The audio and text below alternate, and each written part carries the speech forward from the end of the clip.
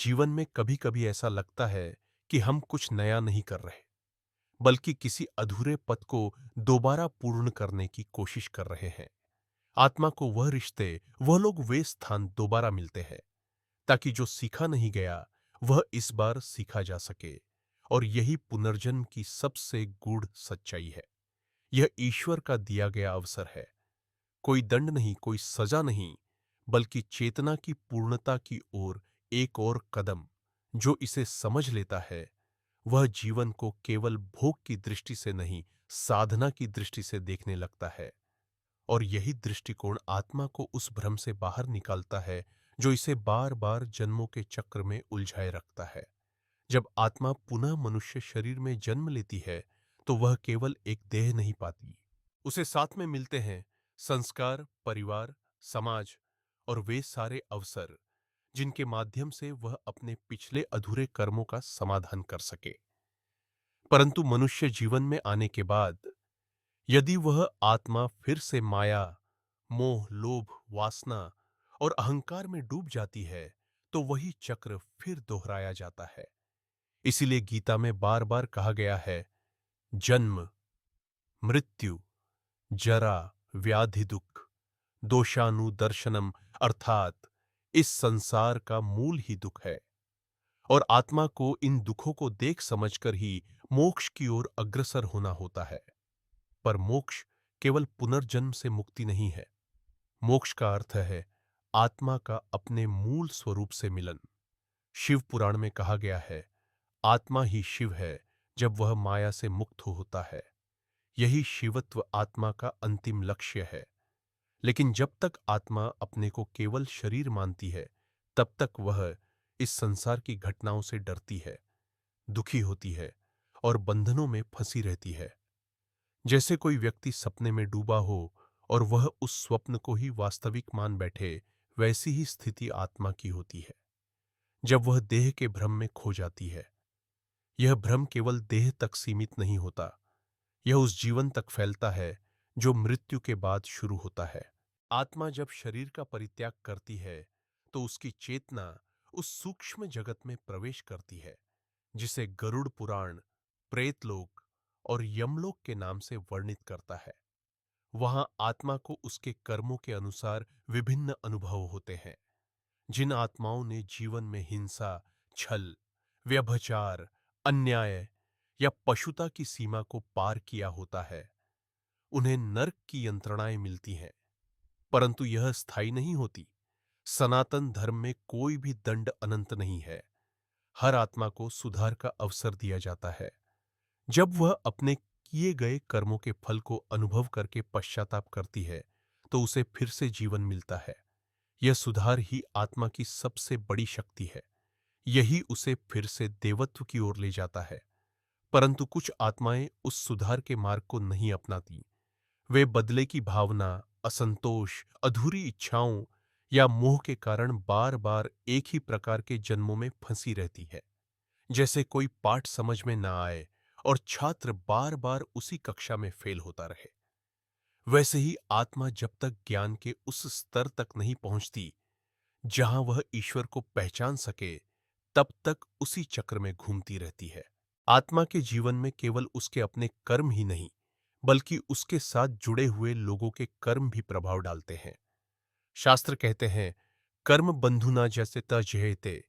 आत्मा उन लोगों के बीच जन्म लेती है जिनसे उसका पुराना संबंध, आरण प्रेम द्वेष या अपूर्ण कर्म रहा हो। यही कारण है कि कुछ लोग हमारे जीवन में आते ही परिचित लगते हैं, कुछ से एक अजीब सी गहराई होती है और कुछ से बिना कारण ही संघर्ष। यह सब संयोग नहीं, पूर्व जन्म की कड़ियां होती हैं जो इस जन्म में सामने आती हैं। आत्मा की यह गढ़ यात्रा केवल कर्म या दंड से नहीं समझी जा सकती। यह एक समग्र आत्मिक शिक्षा है जिसमें आत्मा बार बार अपने अनुभवों से सीखती है, गलती करती है, क्षमा पाती है और अंततः उस स्थिति तक पहुंचती है जहां वह परमात्मा से जुड़ जाती है। इसी स्थिति को योग कहा गया है। और योग का अर्थ केवल आसन या ध्यान नहीं, बल्कि आत्मा का परमात्मा से मिलन होता है। जब आत्मा मृत्यु के बाद विभिन्न अवस्थाओं में होती है, कभी यमलोक, कभी प्रेतलोक, कभी पितृक, तब भी वह स्थिर नहीं होती। उसके भीतर एक कंपन होता रहता है जो उसे पुनः अपने जीवन की ओर खींचता है। वह यह अनुभव करती है कि कुछ तो अधूरा रह गया है, और यह अधूरापन ही आत्मा को बार बार जन्म लेने को विवश करता है। यह अधूरापन केवल सांसारिक नहीं होता, यह कई बार आत्मा की करुणा, उसकी सेवा, उसका प्रेम, उसका ज्ञान अधूरा होने का संकेत होता है। बहुत सी आत्माएं जो अपने पिछले जीवन में कोई बड़ा उद्देश्य लेकर आई थीं, पर उसे पूर्ण नहीं कर सकी, वे अगली बार जन्म लेने के लिए स्वयं तैयार रहती हैं। वे किसी विशेष भूमि, समय या परिवार को प्राप्त करने की पात्रता रखती है, ताकि इस बार वे अपने संकल्प को पूर्ण कर सकें। यही कारण है कि कुछ आत्माएं अत्यंत विशेष होती हैं। वे बाल्यकाल से ही विवेकशील, करुणाशील या अत्यंत बुद्धिमान होती हैं। उनके भीतर एक अलौकिक जागरूकता होती है, क्योंकि वह आत्मा पहले से ही जागरूक होकर आई होती है। सभी आत्माएं ऐसी नहीं होती। बहुत सी आत्माएं अपने जीवन में इतनी अधिक उलझी होती हैं कि उन्हें मृत्यु के बाद भी यह नहीं होता कि वे मर चुकी हैं। वे अपने ही घरों में घूमती हैं, अपने प्रियजनों से बात करने की कोशिश करती हैं, और जब कोई उन्हें नहीं देखता, ना सुनता, तब वे क्रोधित हो जाती हैं, दुखी हो जाती हैं। यही स्थिति उन्हें प्रेत योनि में ले जाती है। यह कोई राक्षसी रूप नहीं होता, यह केवल एक मोह और भ्रम की स्थिति होती है।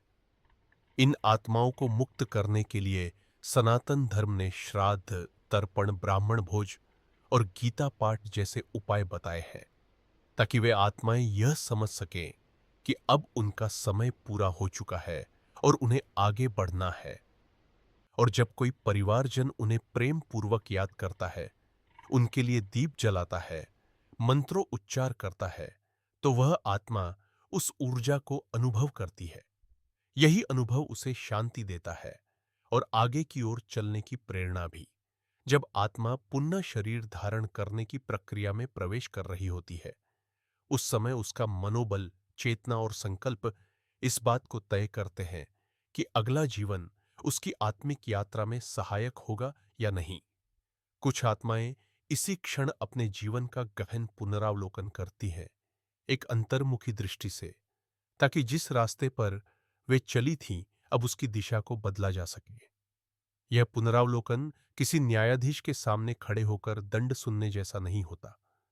यह आत्मा का स्वयं से संवाद होता है। सनातन धर्म कहता है कि आत्मा स्वयं ही अपने हर कर्म का साक्षी होती है। यमराज का लोक भले प्रतीकात्मक रूप से न्याय का केंद्र कहा गया हो, लेकिन वास्तविक निर्णय आत्मा अपने भीतर लेती है। वह अपने ही कर्मों को देखती है, उनके प्रभाव को समझती है और फिर उसी के अनुसार अपनी अगली यात्रा का आधार बनाती है। इस समय आत्मा उन सबसे गहरे संबंधों और कर्म बंधनों की समीक्षा करती है जिन्हें उसने पिछले जीवन में छुआ था। कभी कोई अपमानित किया गया व्यक्ति, कभी कोई अनदेखा प्रेम, कभी कोई अधूरी सेवा, कभी किसी निर्दोष पर किया गया अन्याय। यह सब उसकी चेतना के सामने फिल्म की तरह प्रकट होते हैं, और आत्मा को यह देखने को मिलता है कि उसका एक एक कार्य कितनी गहराई तक किसी अन्य के जीवन को प्रभावित करता है। यह अनुभव इतना तीव्र होता है कि आत्मा भीतर तक कांप जाती है, और तब उसके भीतर एक गहरा संकल्प जन्म लेता है, सुधार का, सेवा का, क्षमा मांगने का और प्रेम को पूर्णता तक पहुंचाने का। गरुड़ पुराण में कहा गया है कि आत्मा को अगला जन्म केवल उसकी इच्छा से नहीं, उसकी पात्रता से मिलता है। यदि वह पिछले जन्म में मनुष्य रही हो, परंतु अत्यंत तामसिक विचारों से भरी रही हो, हिंसा, व्यसन, अन्याय और लालच में डूबी रही हो, तो वह पशु योनि में जन्म ले सकती है। वहीं यदि कोई पशु या पक्षी अत्यंत भक्तिभाव, सेवा और त्याग के गुण लेकर मरता है, तो उसे मनुष्य योनि मिल सकती है। आत्मा का कोई स्थायी जाति या रूप नहीं होता। वह ऊर्जा है जो अपने कर्मों के अनुसार विभिन्न रूपों में जन्म लेती है। वेदों में कहा गया है, यथा कर्मा यथा श्रुतम, जैसी क्रिया वैसी गति। यही नियम आत्मा पर भी लागू होता है। कोई ब्राह्मण, क्षत्रिय या वैश्य केवल जन्म से नहीं होता। उसके गुण और कर्म तय करते हैं कि वह किस प्रकार की चेतना धारण करेगा। यही कारण है कि सनातन धर्म में जन्म नहीं गुण को प्रधानता दी गई है। एक ब्राह्मण यदि लोभ, अहंकार और द्वेष से भरा हो तो वह अब अगली बार शूद्र या पशु रूप में जन्म ले सकता है। और एक शूद्र यदि भक्ति, विनम्रता और सेवा से भरा हो तो वह अगली बार किसी ज्ञानी, आर्ष या तपस्वी के रूप में जन्म ले सकता है। जब आत्मा नए जीवन की ओर बढ़ रही होती है, तब वह केवल माता पिता ही नहीं चुनती, बल्कि वह उस समाज, परिस्थिति, समय और परिस्थिति को भी प्राप्त करती है जो उसके लिए एक नया पाठ बन सके। यही कारण है कि कभी कोई बच्चा अत्यंत निर्धन परिवार में जन्म लेता है तो कोई राजसी वैभव में। यह किसी ईश्वर की कृपा या क्रूरता नहीं, बल्कि आत्मा की स्वयं चुनी हुई पाठशाला होती है, जिसमें उसे वह सीखना होता है जो पिछली यात्रा में छूट गया था। कई बार आत्माएं किसी विशेष आत्मा से जुड़ने के लिए पुनः जन्म लेती हैं, जैसे किसी पतिप का प्रेम अधूरा रह गया हो या किसी माता पिता और संतान का बंधन टूट गया हो। वे अगली बार किसी नए रूप में एक दूसरे के पास फिर लौटते हैं। यह रिश्ते भले नाम और शरीर से अलग हो जाए, पर आत्मा उन्हें पहचान लेती है। इसीलिए कई बार कोई व्यक्ति किसी अपरिचित को देखकर कह उठता है, ऐसा लगता है जैसे हम पहले भी कहीं मिले हैं। यह मात्र भावना नहीं, आत्मा की गहराई से उपजी स्मृति होती है, जो चेतना के सूक्ष्म तल पर जागृत होती है।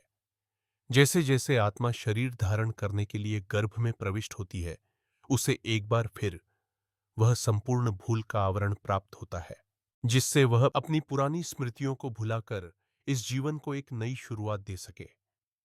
यह विस्मरण ईश्वर का दंड नहीं, सबसे बड़ा वरदान है।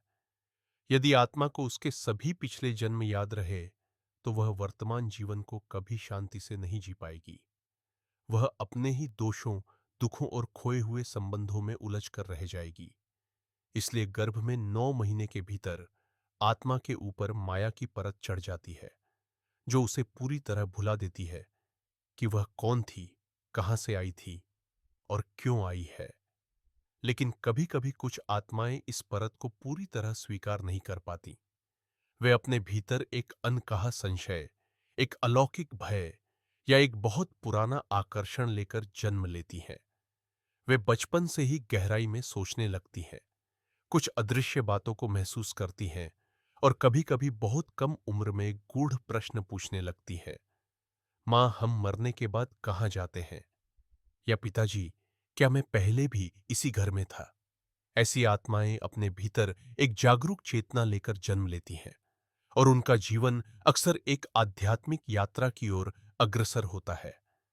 आत्मा जब अपने जीवन में एक बार फिर प्रवेश करती है तो साथ लाती है कुछ विशेष गुण, जिसे संस्कार कहा गया है। यह संस्कार ही व्यक्ति के सोचने, व्यवहार करने और निर्णय लेने के ढंग को प्रभावित करते हैं। यही कारण है कि दो जुड़वा बच्चों का भी स्वभाव अलग हो सकता है, क्योंकि उनकी आत्माएं भिन्न संस्कारों से आई होती हैं।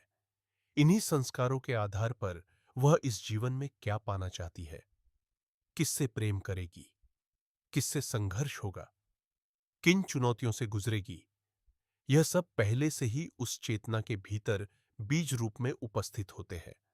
जैसे ही आत्मा नवजात शरीर में स्थिर होती है, उसकी यात्रा फिर से प्रारंभ होती है। अब यह यात्रा बाहर से देखने पर भले दूध, किलकारियों और खिलौनों से शुरू होती हो, लेकिन आत्मा के लिए यह शुरुआत उस पाठ की है जो उसे पूर्णता की ओर ले जाएगा या फिर दोबारा उसी चक्र में डाल देगा जहां से वह आई थी। और यही वह क्षण होता है जहां आत्मा संपूर्ण विस्मरण के बावजूद एक अदृश्य संकल्प लेकर धरती पर उतरती है कि वह इस बार क्या सीखेगी, किससे मिलेगी और कहां तक पहुंचेगी। लेकिन जीवन की शुरुआत के साथ ही यह संकल्प धीरे धीरे भुला दिया जाता है। जैसे जैसे आत्मा शरीर के साथ जुड़ती है, वैसे वैसे उसकी चेतना पर संसार की परतें चढ़ने लगती हैं। परिवार, भाषा, संस्कृति, भय, त्वाकांक्षा, शिक्षा और सामाजिक अपेक्षाएं, यह सब मिलकर आत्मा के मूल स्वरूप को ढक देती है। और तब व्यक्ति यह मान लेता है कि वह केवल यही शरीर है, यही नाम है, यही पहचान है, और यहीं से आत्मा के मूल से उसका भटकाव शुरू हो जाता है। परंतु यह भटकाव